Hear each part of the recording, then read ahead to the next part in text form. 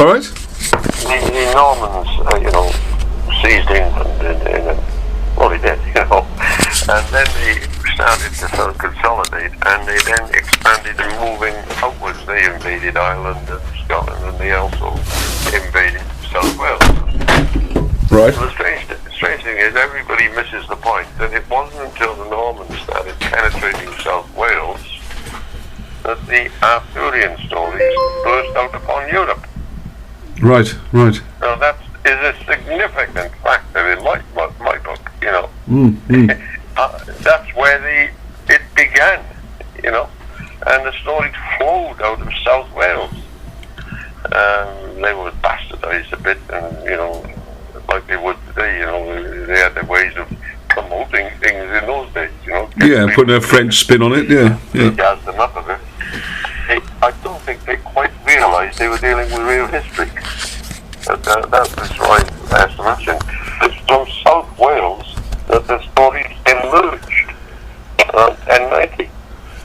So you don't think the Normans realised it was history either, perhaps? Yeah? Maybe. Sorry? I'm not with you. Sorry, I'll just say maybe the Normans didn't realise they're historical, you think?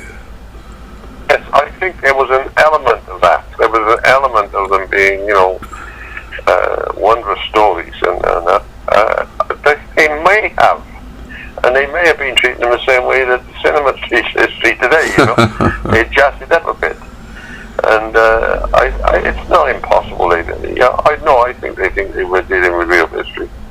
I don't think, that's my own sort of estimate. We have thought about that a bit. But at the same time, we're sitting on we thought we were sitting on an absolute bloody time bomb. Yeah. And a magnificent project, and instead of which we got bloody hammered, They kicked the shit out of us. We talked about it. They did, Yeah, sad but true. I think last time we spoke, you were saying you think things have calmed down a bit since then, perhaps. I think so. I got that little feeling, Maybe they think we're not doing anything, so they don't have to silence us. I don't know. But I got a feeling that they're not quite as hostile as they were, as they realised we are not trying to be dangerous, Yeah. There were people who thought we were political, trying to destroy the established order, and that's how I was. Yeah. I think I was going to destroy the established order. I wouldn't be trying in Britain. It's a bit much, isn't it? I think it's always a worry that political people try and get hold of this stuff. That's the trouble, isn't it? History's a very powerful tool politically, isn't it? Well, yes, and but none of them have seized upon it, and that's another sort of little mystery for us. None of them have sort of taken any advantage of it. Put it that way, and that's a little sort of wow. I think it's just good for Britain myself. Yeah, rich history, isn't it? People said, it's Welsh, but my colleagues spoke the English. My father was born up here in the north, so we're hardly Welsh nationalists, do we? No. It doesn't fit, does it? No, and a lot of the history is for everyone anyway, isn't it? It's for everyone. That's the whole point. We would like everybody in Britain to say, hey, this is great stuff, We're not sort of invented in Norman times or something like that, we're really something, because actually British history, when you get into the detail, which we have never published because we haven't got the money to do all of it, right? The actual history is preserved in England. Anglo-Saxon stuff is tremendous. They really have sort of seen them as oddities, instead of advantages. Yeah. And there's a heck of a lot to be done for England, and we would have had a crack at it if we allowed to, but we never got down to that, Are there any particular areas of English history then? The Anglo-Saxon Chronicles are a good way to start, and then you start digging into other things. The histories of Britain have generally been regarded as mythical or, fantastical. There was an idea in the 1800s that you would sort of dismiss things as being, fictional and all that sort of thing, which is, they're not fiction at all. No. But it didn't fit with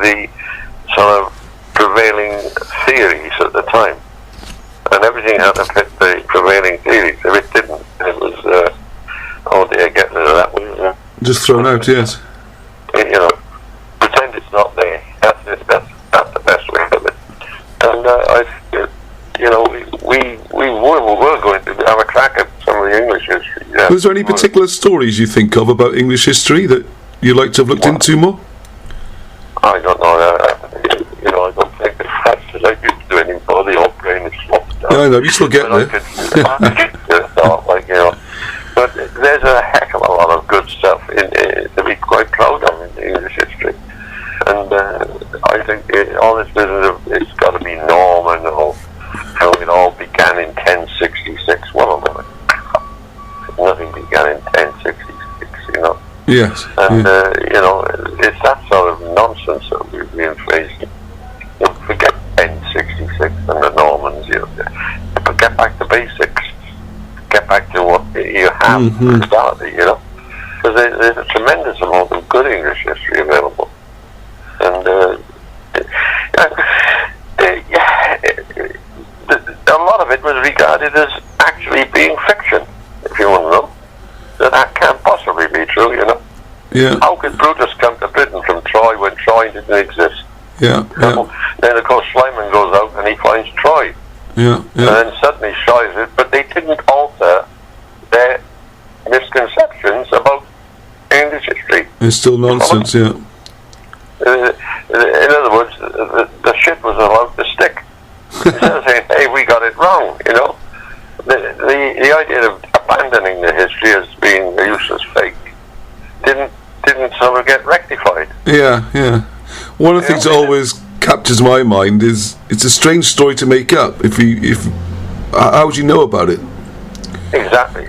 Well, you know, no, we've looked into it again, and so we could have published something if we had the money. And the Trojan War is real. It's not a fiction. It was the Trojan War. Well, that's just a fiction by he was writing fiction, you know. There was all that attitude. And instead of then saying, hey, all of us in Oxford and Cambridge and elsewhere have got it all pretty wrong, right? They didn't want to do that. That's embarrassing, isn't it? Yeah. And so, rather than admit that they'd made a hoorah, they just clammed up. And looking at English history, it's got an awful lot to offer. And we were going to have a crack at it, but we never did because we didn't have the money. Yeah. And let's face it, my colleagues in English. Yeah, I think it's a shame, you know, because English too, so we're not anti-English. Sorry. Yeah, I think that might have really helped as well because, like you say, if it's just seen as some sort of the whole world's Welsh kind of movement, it doesn't help your credibility, does it? You need to show it's a more general approach to history, isn't it? That's what we're trying to do. Yeah, I think there was an element of sort of we don't need this. Jealousy, I don't know what it was, but there was an element there that didn't want what we were doing. You know, that's all I can say. Yeah, did you say some of these actually got back in touch after they retired and stuff, and apologised and things? Oh, the one thing you won't get is an apology. All right, okay. Most of them rather take it to the grave with it. Oh yeah. Well, sometimes when people retire and they haven't got the pressures of work, then they can be a bit more open. Then. Yeah, one or two people did sort of make that type of gesture and say, "We're sorry, Al, we did get it wrong." That's what I thought. You know? Yeah, one or two did. Let's be fair. But, I'm not worried about that. What I would like to do is make it known that we could do this. But of course, who's going to back us? You know, yeah. Well, I'm doing my best now, and let's try and get this out. I don't mean it that way. No. But on the end of the day, I'm an old guy getting tired, you know, and my colleagues exasperated because he thinks he's wasted his bloody life on it. You know. And with his book, by the way, I've got his website all good. His website's up. I'm waiting for the book now because he very kindly asked me to write the introduction for it. Yes, that's right. I don't interfere with it. When I say I don't interfere, you know, his pigeon, you know, he's got his own little Mickey, and in a sense, I don't want to interfere. Does that make sense? Yeah, no, it's good he has a project with his name on it. Yeah, he's an author in his own right. I didn't write all of these bloody books. He wrote large chunks of them, and people seem to be unable to grasp that. Yes. It's, well, I think because you're such a good talker, you're the one people get to hear, aren't they? You're the front man. Well, yeah, I the gift of the gab, as they call it.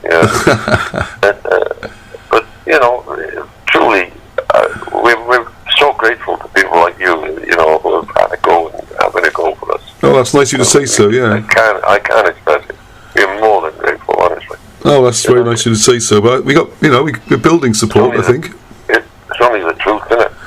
Well, so what we're trying to do is get some facts out there, and we can discuss them, isn't it? Yeah. Well, I don't know what you've been through. I mean, I know I've had a lot of abuse just the last year or so, and I've learned to just like the politicians. People say things to them all day, and just get used to it after a while, don't you? But it's not very pleasant sometimes, is it? Well, we didn't get any personal attacks much. One or two started at the beginning saying we were nuts and that thing, and then they backed out off that. Because that was not their fault. That's the way to go about it. Because other people said, well, at least they haven't a bloody goal, Yeah. And which is true. So I personally would like to think that someone like you will start taking it up, as it were. I could tell you what to do with the Trojan law and that sort of thing if you want. Yeah. I've got loads of stuff from you already, and I'm going to come up again soon. Another couple of days talking it through would be good, I think. Yeah, because, I could have done a lot more. But, Well, fair play. You've got about 10 books out there. I'm a human being. We do need a little... You need the odd success here and there. I think the problem is now, even the people who succeeded when others have passed on or retired, they don't want to admit what they did. You follow me? Not really. No, what do you mean? They don't want to admit what the onslaught against us. Oh, right. Oh, yeah.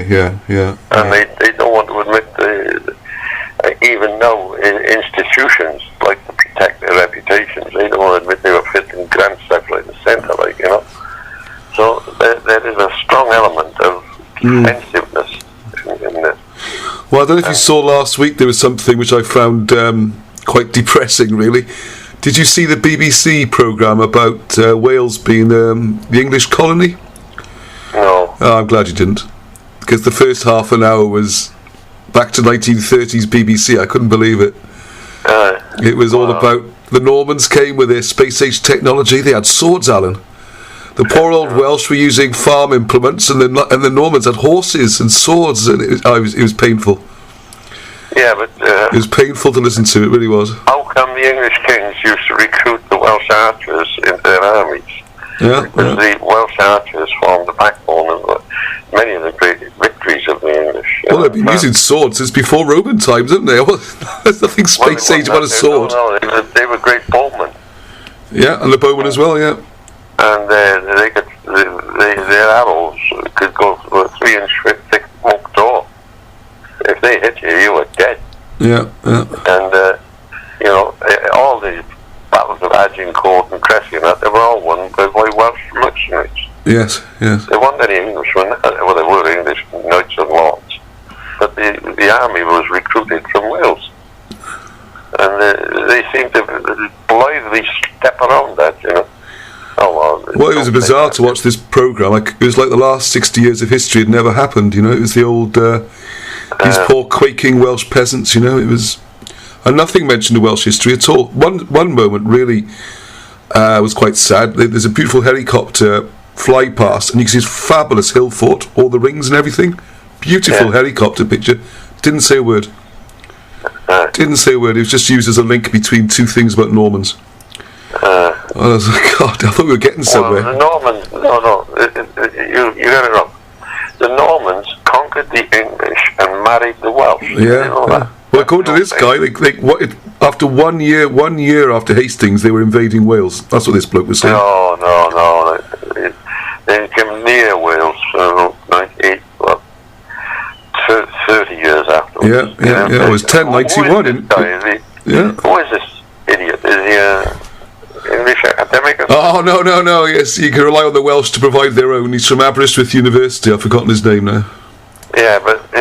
No, he's Welsh speaking and everything. Oh, well, yeah. He hates that. He would normally have a big hate for the South Wales. Yeah? Well, yeah, we didn't get it. Well, it was within 25 minutes the programme switched to North Wales and the vast mountain strongholds and all that nonsense, you know? Yeah. And I was like, great, that's it, is it? We've done South Wales now. All right, well, you know, that explains it. He's from North Wales, take no notice of it. I'll tell you his name if it makes any difference. No. If you're looking for his... not really. Wales, England's colony. So he sounds quite controversial, and you think this is going to be quite good, you know? But that's disgusting, isn't it? Martin Jones, or Jones, it's Jones. Oh, you've got to have a Welshy name as well. Yeah. I know. All we can do is what we do, isn't it? Exactly, just keep putting it out there, isn't it? One day, Alan, when we're up in heaven sharing our harps. Yeah, but you think these people would finally say, let's have a look at what these guys are saying. Wouldn't you think they'd finally say, maybe we got it all fucking wrong, which they have? Yeah, well, if they find it's wrong, isn't it? There's no problem. Yeah. I've had a couple of stories I put up, and a historian has got in touch with a couple of changes, you know, some of the details, and some of it's not quite as it was in one of the books. And it's like, well, fine. Find anybody from North Wales wants Welsh history to be North Wales history and nothing else. So that explains that straight away. Oh yeah, well this is just ridiculous. But on one of the articles I put up about Edward attacking, you know, and some historian who put a lot of research into Edwards and gone through all the manuscripts and recruitment, and he reckoned that some of the sizes of the armies we put up weren't quite right, and a couple of other details.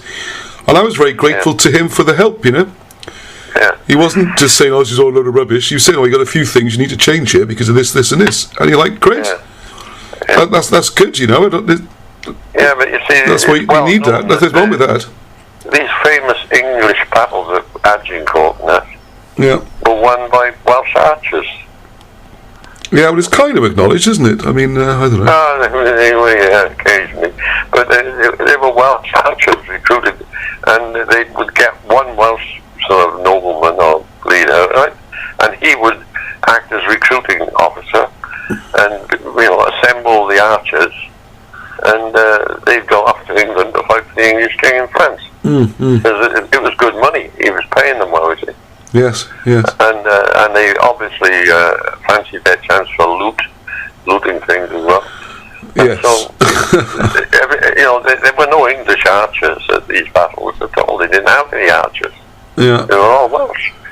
And we were taught this in school, And of course, what has happened then, every school teacher when I was in school was Welsh. And then you had Englishmen looking for jobs out of England, bordering old England, like everything, and moving into Wales. And there was a rumpus because some of them complained they should be getting jobs the same as the Welsh in Wales. Like, well, Wales is a small fucking country, let's face it. And they weren't wanted, to be blunt about it. No. As they were teaching, they had different slant on everything. Well, not just a slant, they just removed the Welsh history, didn't they? They took it out. Yeah. But I was taught Welsh history in the class I was in school. Yeah. And, I don't know what to say to you, really. I mean, I'm more than grateful for everything you're doing. But thank you, yeah. Well, I just haven't got the sort of... At the moment, I'm tired. And that's part of the age, I know. Well, people have been writing you off for years, Alan. You keep coming back, don't worry. Tricking me off. I've fallen for these tricks before, you know. You one minute you're on your last legs, next minute you're doing laps of the garden, so... No, well, I don't know what to do anymore. Well, let me do the donkey work, that's alright. I'll get out there and people chuck their stones at me, that's okay, I don't mind. Tell you what I am hoping, I keep nagging you, is if you've done any more on this thing about Peru, that would be interesting.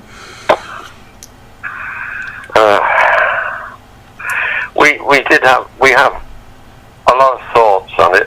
We haven't written anything much up anymore. But the Peruvian thing can be proved in bloody spades, It can be proved in spades. I'll have to get back and do something about about it. Yeah, do something about it, because it might be easy for you, but it's not easy for most people. Well, once you set me up and put me in the right direction, the Welsh expedition into America didn't sort of just vanish. They went south. Right. They went south. And this is what you have to realise. And once you realise that, and where did they go? Yeah, where are they going? Yes. The English crews, they all evaporated, like, you know. They didn't. What sort of dates do you think you're talking about for when they moved? What sort of, do you know any idea what sort of dates they moved down to South America? Or? Well, you get the Spanish recognised that the rulers of Peru were different from the people of Peru. Right? Yes. There were a number of tribes. And it was established by them, as far as was possible, that they arrived there in Peru 18 generations, right, before the Spanish. Right. Well, the Spanish are 1500 and some odd, I forget the exact. Yeah, around about that one, 1530s or something. Yeah, I looked at it. Right, the Spanish are datable, right? Yeah.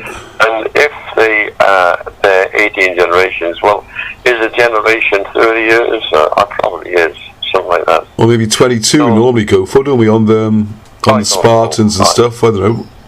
Let's say it's 25, makes the maths a bit easy, doesn't it? The Welsh were a very solid sort of nation. They weren't sort of dying off like the English in squalor. So we're talking about 500-600 years, perhaps, then, something like that, is it? Yeah, well, you're talking about 500 years, right? Yeah. So then you can track back, and you can track them back, and that's where the Welsh finished up, in Peru. That's amazing, isn't it? And that's why when they first exhibited Peruvian language, and some of the Welsh said, "Hey, wow, look at that!" yeah, whoa, listen to that. And of course, that did not please the Anglo-Saxon establishment. You see? No, I wouldn't do it. They want to be first, and the idea that the Welsh getting it. Or even second behind the Spanish would do, but not behind the Welsh. Oh, that's right. Well, unfortunately, that is the case. You couldn't have Wales as a highly civilized country with a highly civilized ways and government being attacked and conquered by illiterate hordes of Anglo-Saxons. No. But the Anglo-Saxons didn't want to appear to be an illiterate bum. Okay? But they put himself in a different light. And that's had a lot to do with the misrepresentation of our history. They turned it around. Instead of them being the illiterates, they tried to make out the elsewhere. Well, the Welsh were illiterate in that they couldn't read and write English. That's a fact. I mean, I'm well aware of that one myself. So it's just one of these things. I have got a lot more than we've ever published, right? Yeah, I know that. Yes. And I'm wondering whether to do anything or not. Hey, I'll tell you, while we're on that subject, with Madoc and everything, are you aware of John Evans of Wynfawr, Carnarvon? Got some vague idea that I may be. Yeah, because we've got a few people over, and I'm going to surprise you in a second, because there's one of our guys called Peter is doing a lot of work, and he's discovered, well, he hasn't discovered, but he's come across some villages in, I think it's Utah area, or a bit further south, Oregon, where they've got the Welsh coracles and everything. Oh, yeah. The Welsh did go to America and set up their own little villages. They did. Yeah, they got little round huts, Oh, yeah. I mean, certainly when I was younger, 40 years ago, there were Welsh societies blooming in there. They probably still are. Well, I tell you someone you do remember, and he remembers you, and it's Lee Pennington who back in touch with. Ah, yeah. Is he still around? He's still around, and he's still fighting the cause, yeah? He's still putting stuff up. Bless him. Oh, he's a great guy, honestly. Yeah, he's one of the better ones. You got a privilege. Oh, I'd love to meet him. I've had a few emails and stuff. Guy, I'd forgotten. Oh, dear me. I knew that would cheer you up when I mentioned him. Oh, yeah. His voice from the past, isn't it? Yeah. Jim Michael, our main man out there, died. Unfortunately, I difficult to get hold of him now, yeah. But I don't know. I want to help you all I can. No, you're doing a great job, because Peter is now talking with Lee Pennington about the herringbone masonry. You know, do you remember you spotted that in Caerleon, or it's? And I think they found some. There's been a recent archaeological found in America, and they call them Roman walls, of course, because that's all they know. And then they're going to inspect those walls and see if they match up, because that would be an interesting link as well. Yeah. Well, why don't they have a go? Yeah, I think they are going to have a go. I hope they are. Anyway, I'm nudging them along. Peter's very good. He's covered every 1,000 miles this last few months. I'm sort of. You done me a good turn by ringing me, because I'd sort of virtually abandoned hope all you went to hear everything, you know. Yeah. Well, don't give up. People are taking up the baton and having a go, you know. Yeah, I know that, but it's hard sometimes to know what to do. I can't explain it. Yeah. It's just we've run against so many bloody bit directionless, problems, and we've got such an awful lot we could do, because this thing goes in all directions. And I'm not surprised. We were into Peru, by the way, and we did quite a bit of writing on that. It's somewhere. We'll try and dig that out. I'll come up in the next near future, and I'd like to go through that. About it anyway. We did get into Peru, definitely. And we said, well, if we can't get the other stuff done, the simple bloody stuff, who the heck fucking hell is going to believe this, you know? It's just as simple as that, you know? We were into South America, yes, and we had contacts out there at one time. Oh, you had some contacts there? I didn't realise that. We were getting contacts from all over the world. People were catching on in Australia and everywhere. Yeah, you mentioned those, they wanted this history out. People outside Britain wanted it. Yeah. What was the same in Italy, wasn't it, with the Etruscan stuff? They were quite excited. Yeah, that's good, wasn't it? Yeah. They're all excited that you're translating their stuff, and the Welsh are interested in translating Welsh stuff. It's funny, isn't it? Well, I was working in Italy, and I was a very big man in the business of shipyard construction, right? Yeah. And I was out in Italy, and I couldn't travel back every bloody weekend and all that crap, you know. And so I used to go on to museums, go to different towns, go to different Italian cities, you know, visit this one, visit that one. And I've often wandered into museums. And I remember going into a museum, and there were these glass little cases on the wall, and there was Etruscan writing, you know. Right, yeah. And I looked at it and I thought, yeah, you know, I stood spellbound, like, you know. I can read it. I'm looking at bloody Colburn, you know. I'm looking at Welsh. And a woman asked me, are you all right? I said, oh, yeah, I'm okay. There's a little bit of a shock, you know. Yeah. Oh, you better sit down, she said. There's not a whole lot of that. And, you know, I was looking at bloody Colburn. It was sort of, I was spellbound. I don't know what the word is. It may be spellbound. Yeah, that'll do. Yeah. I was standing there absolutely stunned, you know. Fantastic. And I thought, I'm going to use this one day. I'm going to do something about this, you know. Yes. And that's really the sort of thing that happened. I'm working in Italy, didn't want to fly home back and forth every bloody weekend. So I'd go to a different city, and I went to Venice, and I went to Rome, and I went to Milan, Genoa, every bloody way, you know. Yeah, have a look. Hey? Well, yeah, no, it's be there, isn't it? I'm kicking myself. When I was in Italy, I didn't know any of this stuff. I was there for a while. Well, Etruscan is definitely Welsh. And then you can trace back the links of the Welsh origins in the Trojan area. The Troy, you see. Yes. Troy is 638, not 1300 BC. Yes, I've got your book on that. Once you get that right, you're in business. He's got to get the dates right. Yes. So, but once you see that, and then the Etruscans are also emigrant Trojans. Didn't you know that? Yeah, well, I've read all your books, haven't I? I know it, yes. Well, if the Etruscans are emigrant Trojans and the Brits are emigrant Trojans, it's got to be a commonality, isn't it? Yeah. It's got to be more than a link, you know. There's got to be something there. And that's the way this thing has sort of evolved. Luck in a way that I work in Italy. Look, no, it does feel a nice link, doesn't it? It does make a nice link. That's how I got into it, see? And I was always into history a bit, you know. And so I used to go to all these places and talk and look, and I realised, hey, hang about, you know, because the Italians have tended to regard their own history as semi-legendary, you know, no, I'm sorry, well, it's not legendary, it's bloody fact.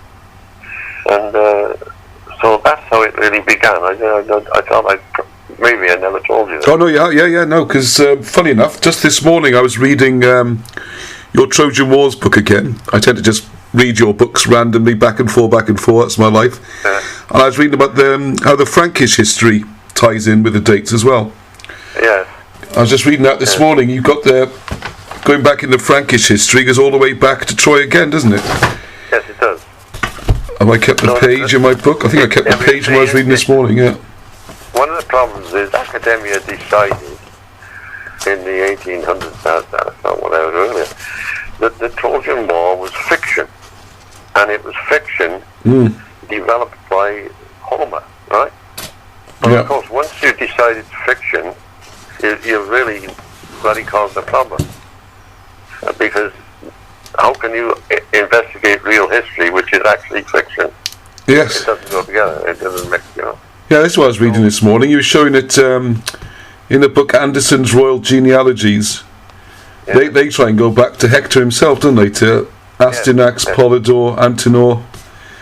Well, we wrote a whole book, the Trojan War. Yeah, that's the one I've got here. Yeah, I love that book. And so I get that one back out there again. That's people crying out for this book. Well, because it's about 3 books glued together. That book is. The problem is printing these costs money. I know. I'll stick my neck out and get some printed. Well, it will make it back, I'm sure. Because then you get most of the money anyway. Just got to make sure we sell them. That's all. And no one sues me. Where we live? Do they know we're still alive or something? Because nobody contacts us. You know,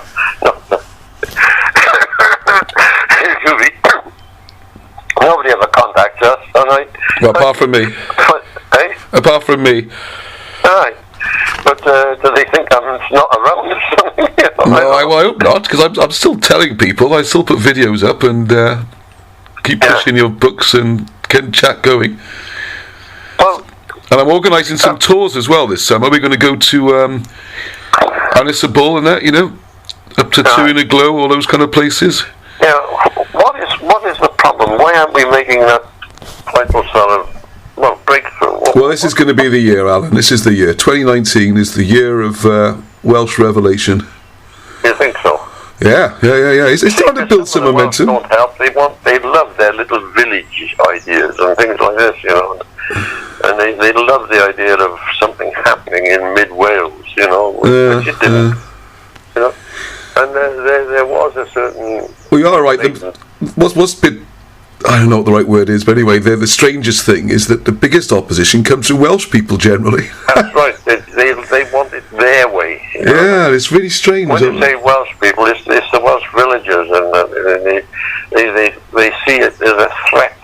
Yeah, and if they've been to university and studied Welsh history, you've had it. They're not interested at all. Then. Oh no. Well, they've been miseducated. I know. And that's the trouble, you know. And they, in a sense, they don't know who to believe. And a man who's been confused by that is going to lash out sometimes, you know. Well, I understand a bit. Yeah, if you're a strong Welsh nationalist and you've done a Welsh degree and you speak Welsh, and then someone tells you you've been given the English version, you know, it's actually not proper Welsh history. Yeah. That's a massive step to take to suddenly go, okay, let's have a look at it. It's not easy, is it? All to be centred around North Wales. Yeah, that's unfortunately true. Yes. That's where they've maintained the language. Thank God. I praise them for that. And but I mean, there's still more Welsh speakers in South Wales. Yes, because of the population stuff. Yeah. But you know, the tail has been wagging the dog too long in Wales. Yeah. I wouldn't bother with the North Wales butch in the West Wales. I'd just concentrate on the South Wales area. Well, fi'n ddysgu siarad Cymraeg as well, you see. Well, you don't have to speak. Scots don't speak Gaelic, but they're very proud to be Scots, you know. Yeah, but you can learn Welsh. It's not that difficult to learn the basics. You can learn the basics. That's what I've done. It's really helped me with the hieroglyphics and everything. And I'm going to do. I want to take on Colborough next. That's my next project.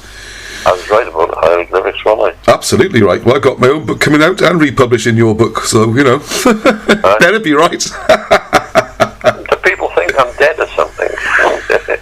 Because nobody ever contacts us because they don't know where we are. Yeah, well, plus I don't know. Plus they feel nervous. I don't know. I'll have to find out. But I'll come up in the next couple of weeks and I'll bring my camera again and you can say hello to everybody. You've got far more fans than you'll ever realise. Well, what we would have liked, you know, it's strange that you rung me up. Because yesterday, this morning, we were having little discussions on what we do, where we do that, you know, usual where we go from here. And, you know, you rung up at a very opposite time. Oh, good. I've been thinking, what the hell do I do? Do I pack it in? And then I think, well, isn't it a damn shame we got so much that we already have in our heads and we know, and we're not going to get it done. So I don't think my colleague will bother much after that if I died for him, like, you know. Well, I think one of the things I was going to suggest on this subject was I'll come up and I'll bring a recorder with me. Yeah. Because you're great at remembering all this stuff and just saying it, you know, and then I'll type it all up, and then at least we got something down then, haven't we? Yeah, I need it. And if it's any good, we can publish it. I have to say, oh yeah, and then yeah, you know, my memory is starting to fade. Yeah, and I'll read off. What I found different over the years with you is that I just need to set you running in the right direction. That's it then, you're fine then. Just wind me up. And, yeah. You know, like a fine train. Push the right buttons. Push the buttons. Well, you know. Once your motor's running, that's fine then. Well, it's the first day. I sat down today. It's been done. You should ring. Oh, good. I'm glad I did. I've been thinking about what we do. Will we carry on? What we do? I've been having these sort of second thoughts, and is it worth us having a crack at anything else? You know, and all that. You know, and I usually I avoid this sort of thinking. You know, because it can get a bit painful. You know. Yeah, I know what you mean. If you think no one's on your side, it's quite hard work, isn't it? Well, there's strength in numbers, you know. This is the we think you need a bit of support. Positions who don't want us. Yeah, but everyone needs a bit of support, don't they? If you've got a group of you and you know you feel you get energy, don't you, from other people? Yeah, but I would have thought that you know we'd be useful for TV. As an oddity, wouldn't we? We certainly got that covered. You know, I mean, we're sort of, there's nothing quite like us. No. Anywhere. No. And you think they say, let's have a look at these bastards, you know. They don't. And I find that we investigative television is the medium of today, whether you like it or not. Well, it's not real until it's been on telly, is it, you know? And the trouble was that there's so many people pushing and shoving to get on TV. Well, I've got some contacts I'm going to try, and I speak to one person who's a friend who's a TV producer for the BBC, and she reckons they'd love this. They'd be so interested. Something new and something different. It's about Wales. I'm like, really? Yeah, but I think it's the naivety, you know. That's her answer is exactly the right answer. But unfortunately, we hit the politicians at some point, don't you? Yeah. Well, let's face it. We're perfect in a sense. We've been called Welsh nationalists. I mean, there's not a Welsh born in my body. It's a Geordie. Yeah, I know. It amuses me when I hear that. Yeah. You know. And, well, he's an Irish Geordie. Yeah. You always grandmother's a lovely person. Irish. Yeah, but he's not very Welsh, is he? You know. And you know Welsh, but he backs it up to the hilt, and he's worked very hard. Well, take where the evidence takes you, innit, you know? He's a great organiser. Files, you know, and catalogues things, and records things, and arranges things. Whereas me, I'm able to dump it anyway. So it's perfect, actually, working with him, because he takes over the whole organising side of things, you know. Well, how about organising his book? When's that going to be ready? Because I'm ready to go now. I've built his website for him. I've got everything good to go. Well, I tell him, yeah, he's probably,